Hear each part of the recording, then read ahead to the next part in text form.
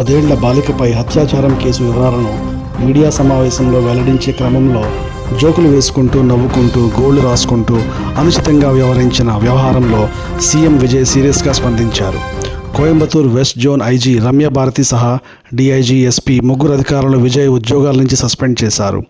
తమిళనాడు రాష్ట్రంలో కోయంబత్తూర్ జిల్లాలో ఓ 10 ఏళ్ల బాలికపై ఘోరం జరిగింది.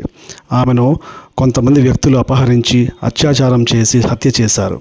ఈ సంఘటనపై ముఖ్యమంత్రి విజయ్ వెంటనే స్పందించారు. అంతేకాదు జరిగిన ఘటనపై తీవ్రమైన దిగ్భ్రాంతి వ్యక్తం చేశారు.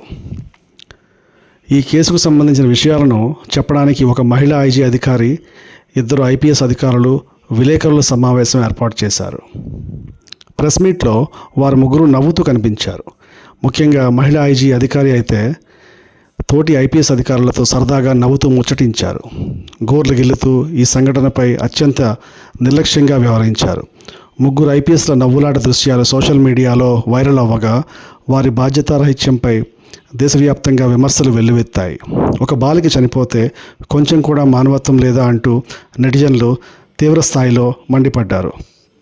ఒక కేసు వ్యవహారంలో పోలీసులు నిజాలు చెప్పేటప్పుడు ఇలా వ్యవహరించకూడదని సూచించారు. ప్రజలకు పోలీసులు జవాబుదారీగా ఉండాలని, శాంతి భద్రతలను పరిరక్షించాలని సూచించారు. దారుణంగా వ్యవహరించే అధికారుల మీద ఏమాత్రం జాలి చూపించాల్సిన అవసరం లేదని విజయ్ ఘాటుగా వ్యాఖ్యానించారు. ఈ మేరకు తన ట్విట్టర్ ఖాతాలో సుదీర్ఘ పోస్ట్ పెట్టారు. జరిగిన ఘటనపై తాను విచారం వ్యక్తం చేస్తున్నానని, పోలీసులు ఇకపై ఇలా వ్యవహరించకూడదని ఆయన సూచించారు. అందువల్లే ఆ ముగ్గురు అధికారులపై సస్పెండ్ వేటు వేస్తున్నట్టు వెల్లడించారు.